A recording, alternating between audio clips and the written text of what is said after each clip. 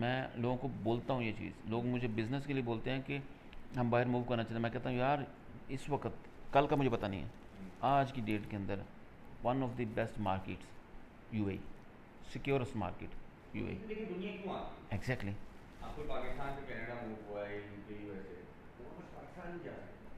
तो वो ये देखता है कि डेस्टिनेशन जो करीब अफोर्डेबल जो है ना, वो यूएई है। और फैमिली ओरिएंटेड। फैमिली ओरिएंटेड, यहाँ से डेस्टिनेशन लेके वापस जाना है या कोई अलग अलग जगह जाना है या यही चाहिए?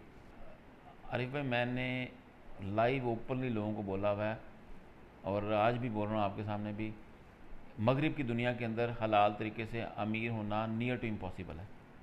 क्लियर, मैं क्लियर ओपनली बोलता हूँ। हालांकि मैं वहाँ बोल नहीं रहा, ट्रैवल मैंने पूरा किया है, वहाँ पे लो क्लास लाइफ को मैंने स्टडी करने की कोशिश की जितनी मेरी ताकत है उस हिसाब से।